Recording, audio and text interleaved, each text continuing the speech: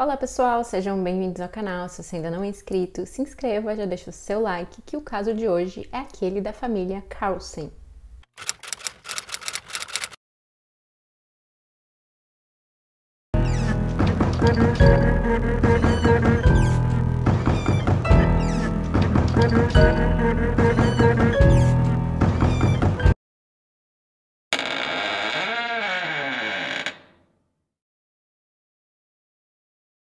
O caso que eu vou contar hoje ocorreu nos Estados Unidos. Christina nasceu no dia 19 de janeiro de 1960, em uma cidade no Oklahoma, nos Estados Unidos.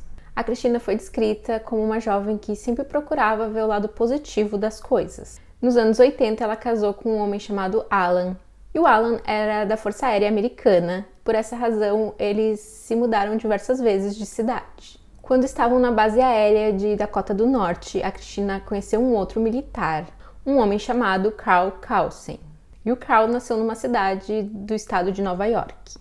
As pessoas que conheciam o Carl descreveram como um homem muito confiante. A Christina acabou se separando do Alan e casou com o Carl. E eles tiveram 3 filhos, e eles se mudaram de cidade algumas vezes. Uma das cidades onde o casal foi morar era uma cidade no estado da Califórnia, onde o pai da Christina tinha uma empresa. E o Carl passou a trabalhar nessa empresa. E apesar da família da Christina inicialmente ter se dado muito bem com o Carl, principalmente eles consideravam que ele era muito esforçado no seu trabalho. Com o passar do tempo, a irmã da Christina começou a perceber algumas atitudes do Carl em relação à Christina que pareciam muito abusivas. O Carl ele tinha diversas atitudes controladoras em relação à Christina, e ele também fazia comentários sobre a aparência dela. E depois de 3 gestações, a Christina ela estava tendo dificuldades para voltar ao peso que ela tinha antes. E isso a incomodava muito, e o Carl, sabendo disso, usava isso contra ela. Até que em uma ocasião, o Carl teria agredido fisicamente a Christina, e foi então que a irmã dela sugeriu que ela se separasse do marido. Entretanto, a Christina teria dito à irmã que ela não queria que os filhos crescessem com os pais separados. Bom, no dia 1º de janeiro de 1991, o Carl resolveu levar a árvore de Natal até o quintal da casa que eles moravam, e ele resolveu queimar a árvore de Natal. As crianças estariam junto com ele e depois disso elas entraram para casa e foram dormir. Nesse mesmo dia, mais tarde, os bombeiros foram chamados até o local porque a casa da família estava em chamas. O Carl ele tinha conseguido sair da casa e tinha conseguido retirar os filhos, porém a esposa tinha ficado dentro da casa, porque ela estaria tomando banho no momento que o incêndio teve início e ela não conseguiu sair do banheiro, ela ficou trancada lá, já que as chamas estavam no corredor onde esse banheiro ficava. Os bombeiros eles não conseguem socorrer a Christina a tempo e ela já estava sem vida quando foi retirada da casa.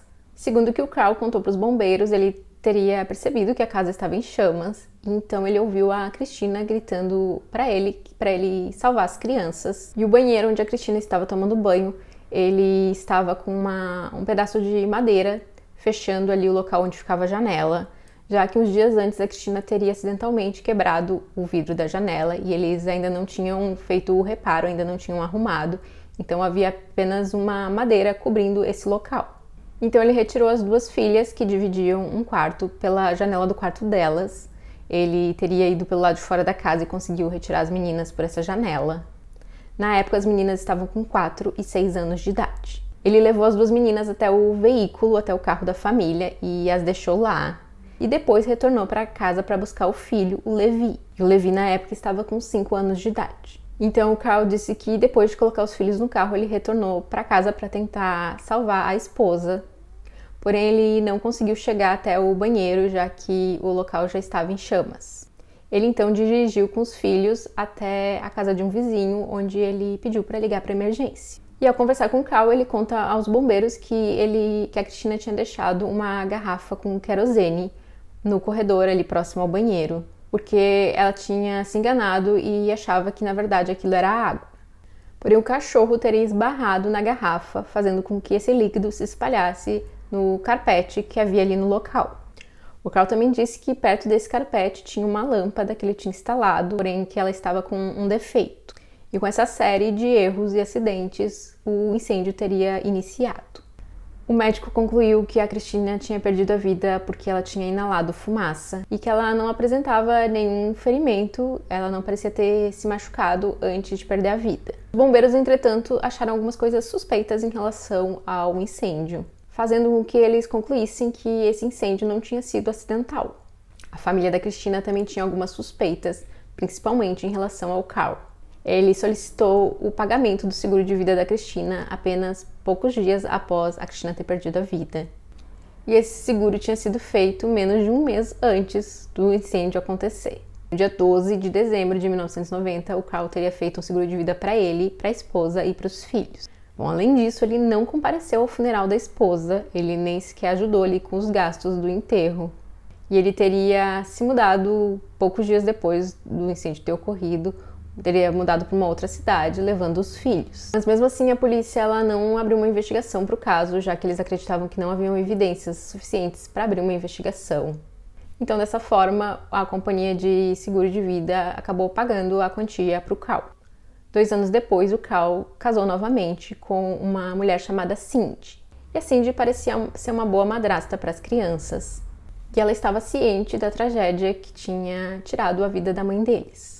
Já em 2002, a família estava morando em uma fazenda e um celeiro dessa propriedade teria incendiado.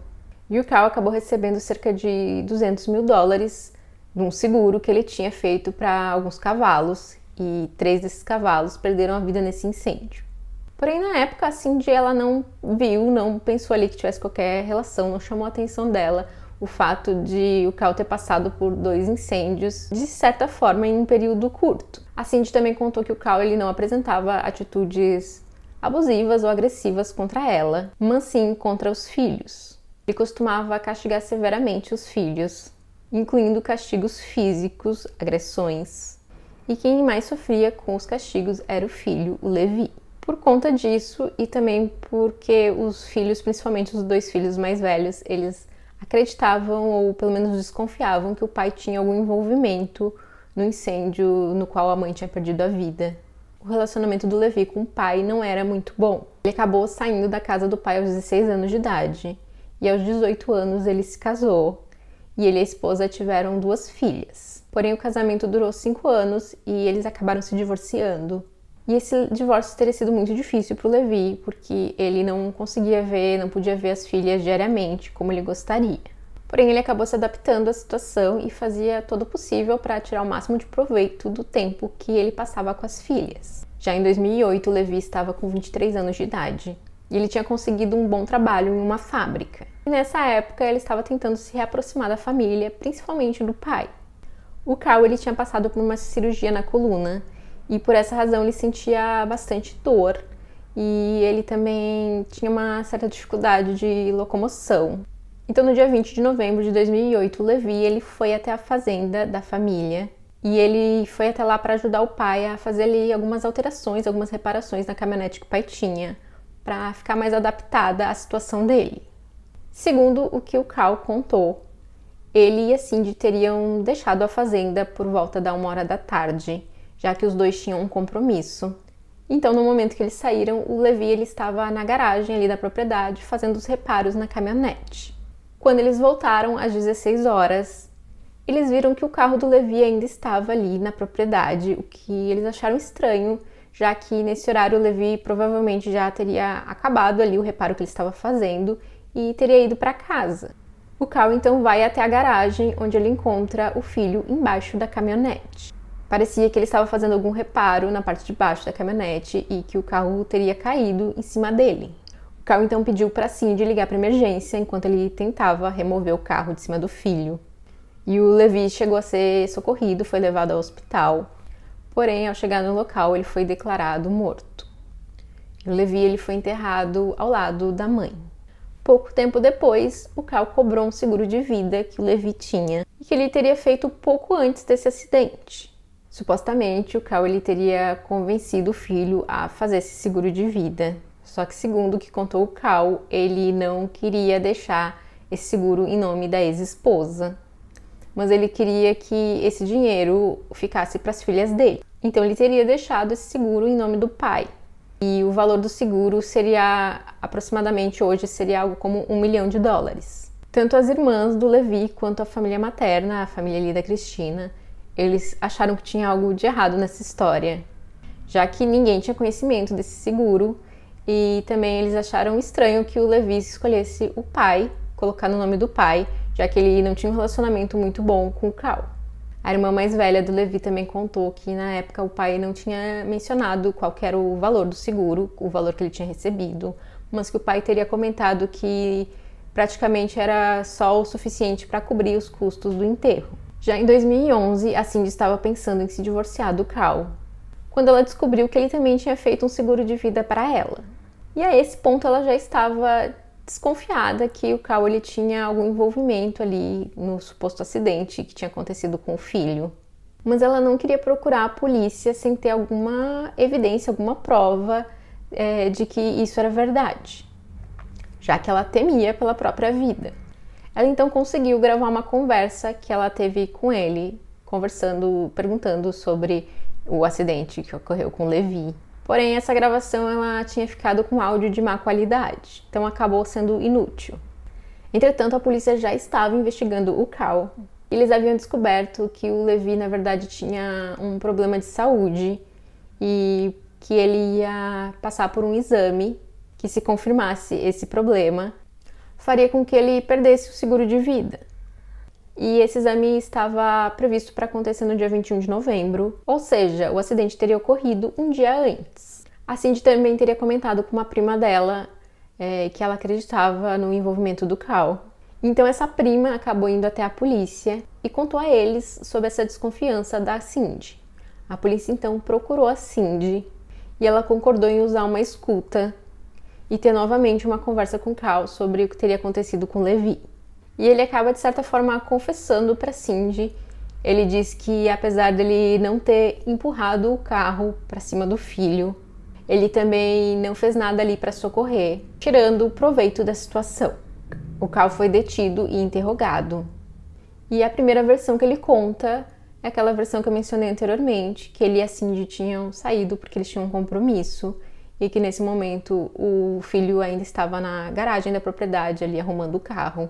Numa segunda versão, ele diz que, na verdade, encontrou o filho sem vida na garagem antes dele e a Cindy saírem da propriedade para ir para esse compromisso que eles tinham. Porém, ele teria ficado muito assustado e não comentou isso com a Cindy, nem com ninguém. Já numa terceira versão, contada pelo Cal, ele disse que antes dele sair com a Cindy, ele foi até a garagem e que o carro estava apoiado apenas sobre as duas rodas traseiras e a parte da frente do carro estava sendo apoiada por um macaco hidráulico. E quando ele entrou na garagem, o filho pediu ajuda dele com alguma coisa que ele tinha que entrar dentro do veículo para fazer. Então, quando ele entrou dentro do veículo, o veículo teria acidentalmente ali despencado e caído em cima do filho. O Cal disse que então entrou em pânico e saiu com a Cindy sem dizer nada. E o Levi ele tinha perdido a vida por asfixia. Significa que se o Cal tivesse tentado remover o filho ali debaixo do carro, haviam grandes chances dele ter sobrevivido. O Cal acabou sendo acusado de assassinato em segundo grau e fraude de seguros. E a filha mais nova do Cal também procurou a polícia para entregar um documento que ela tinha encontrado nos pertences do pai.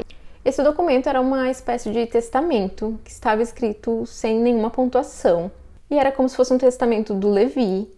E nele havia uma cláusula que dizia que o Levi ele não queria ser mantido vivo por meio de aparelhos, caso ele sofresse um acidente. O que pareceu bem suspeito para a irmã do Levi e também para os investigadores. Também descobriram que o Cal tinha feito seguros para as netas, as filhas do Levi, que na época tinham 2 e 5 anos de idade. E o beneficiário desses seguros também era o Cal.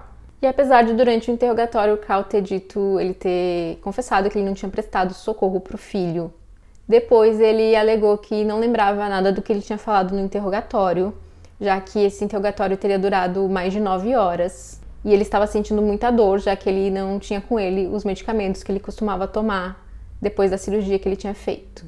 De qualquer forma, em novembro de 2013, o Cal se declarou culpado de uma acusação que seria algo similar a não ter prestado socorro. E o Cal, que estava com 53 anos na época, foi sentenciado a uma pena de 15 anos à prisão perpétua pelo crime contra o Levi. E uma investigação para o caso da Cristina foi aberta. Em arquivos que os bombeiros que atenderam a ocorrência na época tinham guardado, foram encontradas algumas divergências no que o Cal teria contado. E também a declaração do bombeiro responsável, na época, dizia que, na verdade, a querosene teria sido derrubada 2 vezes sobre o carpete, o que não fazia sentido com a história do Cal de que o cachorro teria esbarrado na garrafa com querosene. E os bombeiros também disseram que aquela madeira que estava cobrindo a janela onde a Cristina estava podia ser facilmente retirada pelo lado de fora da casa. Então, em 2014, o Cal acabou sendo acusado por ter tirado a vida da Cristina. Mas somente em 2020 o julgamento teve início. Durante o julgamento, a filha mais velha do casal deu um depoimento, onde ela contou que ela lembrava que no dia do incêndio ela teria acordado ali em meio ao incêndio e o pai teria retirado as duas pela janela do quarto. E o pai teria as retirado pelo lado de fora, teria aberto a janela pelo lado de fora da casa, e que ela lembra de ter visto uma cômoda fechando ali, fazendo uma barreira na porta do quarto delas, o que era bem estranho. Ela também contou que quando o pai deixou as duas no veículo, o cachorro da família já estava no carro. Ele então teria retornado para casa para buscar o irmão delas. E depois que ele deixou o irmão também ali no veículo, ele supostamente teria retornado para tentar retirar a mãe. E ela disse que a impressão que ela teve é que ele não fez grande esforço para salvar a mãe dela e que ela lembra de ter visto ele do lado de fora da casa, chutando a parede onde ficava o banheiro da casa. Ela também contou que eles não foram até a casa mais próxima para pedir para ligar ali para emergência, e sim que o pai teria dirigido um pouco antes de parar para pedir ajuda. E o engenheiro elétrico que analisou a cena do incêndio na época do ocorrido e que havia determinado que o incêndio não tinha sido acidental, também esteve presente no julgamento. O Cal acabou sendo considerado culpado por ter tirado a vida da Cristina e foi sentenciado à prisão perpétua sem direito à liberdade condicional. E a família da Cristina, apesar de ter demonstrado estar contente de finalmente conseguirem justiça pela Cristina, lamentaram que não tenha sido feita uma investigação na época do incêndio, o que poderia ter poupado a vida do Levi.